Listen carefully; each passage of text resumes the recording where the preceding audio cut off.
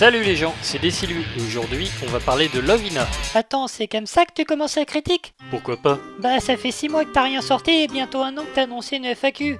Plus d'1 an que t'es sur YouTube, certains ont lancé une saison 2 pour moins que ça. Ok, il est temps de prendre quelques résolutions. Tout d'abord, je t'accorde une voix moins énervante. C'est vrai ça? Ouais, génial! Je t'accorde également une apparence et le charisme qui va avec. Une simple tête fixe. Tu te foutrais pas un peu de ma gueule? Oh mais on dirait que j'en ai plusieurs. Je tâcherai aussi de parler plus souvent de manga comme c'est le cas pour l'épisode d'aujourd'hui, car après tout la chronique ne s'appelle pas Tora Manga pour rien. Et pour conclure, nouveau générique.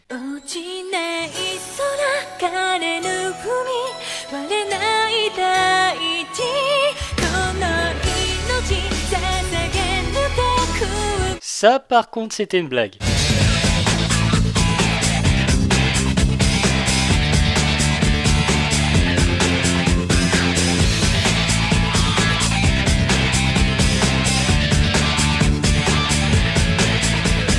Paru chez nous grâce à Pika Édition, Love Hina est un manga de 14 tomes écrit et illustré par Ken Akamatsu. La série a été adaptée en un animé de 25 épisodes, mais ce n'est pas le sujet de cette vidéo. Bon allez, pour donner mon avis très rapidement, les dessins ont sacrément mal vieilli, les blagues les plus marquantes sont celles issues du manga et les nouveaux personnages sont un gouffre scénaristique. Pourtant, il s'agit d'une des premières séries japonaises que j'ai regardées en entier, pour ne pas dire la toute première, et à 14 ans, je kiffais ma race mater du Love Hina. Et j'étais loin d'être le seul, puisque Love Hina a connu un très fort succès, et cela bien au-delà des frontières nippones. Et pour expliquer les origines de ce succès, il va falloir revenir au premier manga de Ken Akamatsu, Ai Non-Stop. Hitoshi est un lycéen asocial mais particulièrement doué en informatique. Il s'est donc créé un programme simulant une petite amie idéale.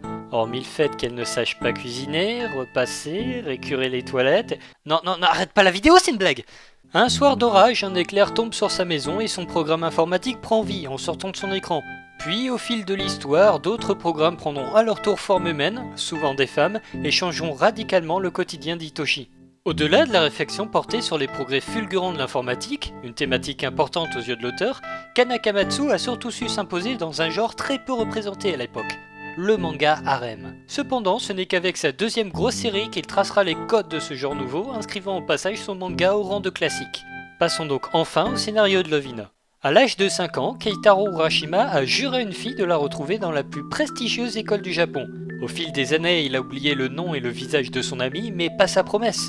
Désormais âgé de 20 ans, Keitaro vient de rater pour la seconde fois d'affilée le concours d'entrée à la célèbre université Todai. Mis à la porte par ses parents, il part dans la ville d'Hinata pour demander l'hospitalité à sa grand-mère, gérante d'un hôtel. L'endroit a l'air désert, mais Keitaro décide de rentrer pour profiter des sources chaudes après un long voyage. Manque de chance, une fille le repère en tenue d'Adam et déclenche une véritable chasse à l'homme pour abattre cet invité indésirable. Keitaro apprend à ses dépens que l'hôtel est devenu une pension pour jeunes filles, mais celle-ci décide tout de même de le garder un moment, pensant qu'il étudie à Todai. Elle découvre qu'en réalité ce n'est qu'un bon à rien, incapable d'avoir une note au-dessus de la moyenne, et décide de l'exécuter une bonne fois pour toutes. Alors que le garçon se voyait déjà pendant au bout d'une corde, il reçoit un fax de sa grand-mère disant « Ah, Keitaro, j'ai pas le temps de m'occuper de toi pour l'instant. Eh ben du coup, je te nomme officiellement gérant. PS, n'oublie pas de nourrir les poissons rouges. » C'est ainsi que se termine le premier chapitre d'une longueur exceptionnelle de 80 pages. Si avec ça vous n'êtes pas convaincu, je sais pas ce qu'il vous faut. Non ? D'après les différents avis que j'ai pu consulter, le scénario de Love Hina semble pauvre, avec en prime un air de déjà-vu. Ceci dit, les mangas harem n'ont jamais été réputés pour leur complexité ou leur originalité. Et concernant l'impression de déjà-vu, je ne suis pas d'accord. Peut-on véritablement reprocher à une œuvre à l'époque novatrice d'avoir inspiré tout un genre aujourd'hui surreprésenté ? Quoi? Tu veux dire que si depuis 15 ans on s'est tapé des centaines d'animés de merde, c'est à cause de Love Hina? Oui, en partie. Je vais aller faire un autodafé. Enchaînons donc sur l'aspect le plus important d'un manga harem, les personnages, en commençant par le héros. Salut Bilout, ça va? Aujourd'hui je vais t'apprendre à cuisiner un pain Keitaro al Shoshikamatsu. Pour commencer, tu vas cater le mec un peu maladroit que tu connais. Ensuite, tu prends un type avec une pielle tête de bobors. J'y arrive pas à dire ce qui est le pire. Ton accent ou tes effets spéciaux? Faire mode gif. Main sucrée, c'est pour le pauvre garçon ici, tu m'as chopé de mêlée. Alors, qu'est-ce que je te dis de ça? Il est pas bio, ma Keitaro? Malgré ça, Keitaro reste un héros sympathique. Il n'est pas exceptionnellement beau, mais pas moche non plus. Il a également beaucoup de volonté et suffisamment d'ambition pour passer le concours d'entrée de Todai une 3e fois. Ceux ayant fait de la prépa savent que ce ne sont pas des paroles en l'air. Et par-dessus tout, Keitaro n'est pas pervers. Bien sûr il aime les filles, bien sûr il aimerait avoir plus de succès, mais contrairement à d'autres héros du même genre, il accorde plus d'intérêt à la femme qu'à son corps, si vous voyez ce que je veux dire. La plupart des situations embarrassantes dans lesquelles il se retrouve sont en fait provoquées par pur hasard. Quand il touche accidentellement une poitrine, c'est du hasard. Quand il tombe et atterrit dans le bain des filles, c'est du hasard. Quand il en croise une qui se déshabille à chaque fois qu'il ouvre une porte, c'est aussi du hasard. Trouver une jolie fille en ouvrant une porte, j'appelle pas ça de la malchance. Subir la colère d'une hystérique en ouvrant une porte, j'appelle pas ça de la chance. L'hystérique en question se nomme Narusegawa. C'est la première fille qui rencontre Keitaro et celle-là même qui essayera de le tuer. Elle vise elle aussi l'université Todai, mais c'est son premier essai et ses notes sont excellentes. Femme au fort caractère, elle n'hésitera pas à punir Keitaro d'un seul coup de poing dévastateur pour tout et n'importe quoi. Ah, excusez-moi, j'ai dit dévastateur? Je crois que le mot est faible.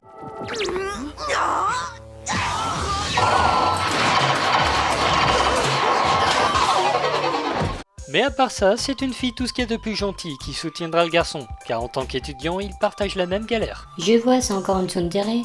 Dans l'absolu, oui, mais c'est le genre de tsundere qu'on aimerait voir plus souvent. Déjà, au début de l'histoire, ce n'est pas la seule à user de violence contre Keitaro. Ensuite, c'est dur à expliquer, mais elle a quelque chose de très humain dans son comportement. Elle rit, elle râle, elle taquine, elle pleure, elle se bourre la gueule quand ça va mal, et surtout, elle consacre plus de temps aux études qu'aux garçons. Parmi le reste du groupe, nous avons Shinobu, une collégienne extrêmement timide qui aime faire la cuisine, la lessive et plein d'autres tâches ménagères. Pas de blague misogyne, pas de blague misogyne, pas de blague misogyne. Motoko, une autre fille très colérique qui passe ses journées à s'entraîner au maniement du sabre. Su, quant à elle, est une fille hyperactive et véritable prodige de la robotique. Ses nombreuses inventions sont souvent des clins d'œil à d'autres mangas. Et enfin, la plus fourbe, Kono Mitsune. Elle aime l'argent, l'alcool et organiser des teufs dès qu'elle en a l'occasion. Elle est très rusée et invente souvent des plans foireux pour espionner ses amis, ce qui lui vaudra le surnom de Kitsune, ou renard en japonais. Et n'oublions pas Tamago, la mascotte du manga, une tortue de mer, tout ce qu'il y a de plus normal. Si on considère que les tortues peuvent normalement voler, qui plus est à 80 km/h, tout en portant jusqu'à 15 fois leur poids, arrêter un sabre du plat de leurs pattes et bien plus encore. En fait, c'est sûrement la mascotte la plus cool que je connaisse. Après le Temori Tiger, faut pas déconner non plus. Et si ça ne suffit pas, de nombreux personnages viendront régulièrement s'ajouter à cette liste, et pas que des nouvelles pensionnaires. L'un des points forts de ce manga, c'est qu'on ne se lasse jamais. Dès le premier tome, on distingue 3 grandes intrigues qui se chevauchent. Pour commencer, Keitaro ne parvient plus à se souvenir de la fille de son enfance et espère pouvoir la retrouver à l'université. Mais pour cela, il doit étudier encore et encore pour réussir son concours. Mais pour cela, il doit d'abord trouver un moyen de se faire accepter et respecter en tant que gérant, car les filles ne lui laissent aucune seconde de répit. Quand l'un des objectifs sera accompli, il pourra passer au suivant, mais pendant ce temps, d'autres intrigues se mettront en place et viendront s'emboîter avec celles déjà existantes. On a ici une parfaite maîtrise du scénario et l'auteur nous le prouve en n'hésitant pas à rendre Keitaro absent pendant un tome entier sans que le manga ne souffre d'une baisse de régime ou d'intérêt. En bref, si vous pensez que l'histoire s'arrêtera au moment où le jeune homme réussira son concours ou quand il trouvera enfin l'amour, vous avez tout faux. Ne vous attendez pas non plus à rester dans la pension Hinata durant les 14 tomes. En effet, l'auteur nous fera voyager à travers différentes régions touristiques de l'archipel nippon et quelques îles du Pacifique. Le lecteur découvrira ainsi un grand nombre de traditions culturelles tout en suivant le mode de vie difficile d'un étudiant japonais. Kanakamatsu sait exactement de quoi il parle, car comme Keitaro, il a échoué 2 fois au concours d'entrée de Todai, le nom abrégé de la véritable université Tokyo Daigaku, située dans le Kanto. Et les similitudes entre fiction et réalité ne s'arrêtent pas là. La parution du manga, par exemple, a commencé en 1998 et s'est terminée en 2001. Et bien, si on ne prend pas en compte l'épilogue, les événements présents dans l'OVINA s'étalent eux aussi sur 3 ans. Malheureusement, on constate que certaines situations se répètent, comme la période du Nouvel An ou la Saint-Valentin qui reviennent plusieurs fois. Cela nous permet cependant d'observer le développement de leur personnalité au fil des ans ainsi qu'une certaine évolution physique, même si on devrait plutôt parler d'une amélioration du trait de l'auteur. Si on reproche souvent au mangaka d'avoir des personnages un peu trop ressemblants d'une œuvre à une autre, c'est particulièrement vrai pour Kanakamatsu. Keitaro par exemple ne présente que peu de différences avec le héros de Ai Non-Stop ou My Santa. Quant à Naru, c'est à peu de choses près un pur copier-coller de Sati. Attention, je critique le car design, mais le dessin en lui-même est très bon. Les traits sont simples, nets et on pardonne sans trop de mal les erreurs de proportion visibles dans les premiers volumes. Il est également appréciable de constater que les protagonistes ne portent pas toujours les mêmes fringues et qu'il y a très peu d'uniformes scolaires. Ce qui est logique puisque Lovina n'est pas un school life. De plus, le décor bénéficie lui aussi d'un soin tout particulier. Kanakamatsu est l'un des premiers mangaka à avoir utilisé des logiciels de montage 3D pour réaliser ses arrière-plans, que ce soit pour le paysage ou pour l'intérieur de la pension. Tout cela est indiqué à la fin de chaque tome, où l'auteur nous présentera l'évolution de ses travaux accompagnés de commentaires et d'anecdotes. Des commentaires et des anecdotes, c'est toujours plus intéressant que de perdre son temps avec des faux trailers, n'est-ce pas, Hajime Isayama? Enfin, pour le découpage, c'est là aussi très réussi. Les dessins des personnages font parfois la séparation entre les cases et celles-ci contiennent souvent quelques détails comiques. Car oui, ce manga est bourré d'humour. Kaitaro et compagnie ont une réserve de grimaces plus débiles les unes que les autres et les pensionnaires sont toutes des championnes de l'exagération. A l'inverse, les situations sérieuses peuvent devenir ridiculement drôles comme Motsumi qui peut passer de vie à trépas à la moindre occasion. Et nous arrivons fatalement au point le plus contesté de Lovina, le fanservice. C'est vrai qu'en étant plus jeune, j'avais peur que mes parents tombent par hasard sur un plan culotte ou une scène osée, ce qui arrive plus ou moins fréquemment. Néanmoins, je trouve que cet aspect ne gâche en aucun cas la lecture de ce manga. D'une part car Lovina contient également un tas de qualités dont je n'arrête pas de parler depuis le début de cette vidéo. D'autre part car je trouve que toutes ces scènes s'intègrent plutôt bien à l'histoire. Ici, pas de plan furtif ou de point de vue qui n'avantage que le lecteur, ce qui est pour moi la véritable définition du fanservice. Pour résumer, vous l'aurez peut-être deviné mais Lovina est mon manga favori. Bien que précurseur du genre, il représente selon moi bien plus qu'une simple comédie de type harem. On ressent vraiment le vécu de l'auteur dans certains passages, ce qui ajoute une touche de je ne sais quoi que n'ont pas les autres mangas. C'est également pour ça qu'on s'attache rapidement au héros, peut-être même plus qu'aux filles, et qu'on prend plaisir à le suivre dans ses mésaventures. Pour une fois, je ne vous recommande pas de lire ce manga, je vous l'ordonne.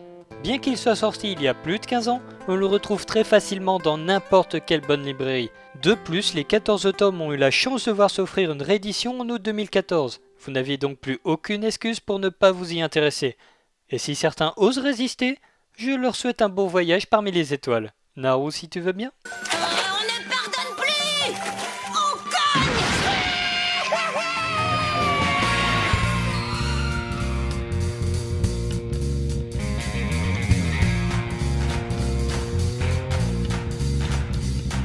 Cette vidéo est maintenant terminée, et si tu l'as aimé, je t'invite à la liker. Il est vrai, je fais des vidéos par passion, et j'ai surtout besoin de motivation. Si tu as un avis ou une remarque à faire, alors n'hésite pas à laisser un commentaire. Je te dis à la prochaine et puis abonne-toi pour ne pas rater le prochain Torah Manga.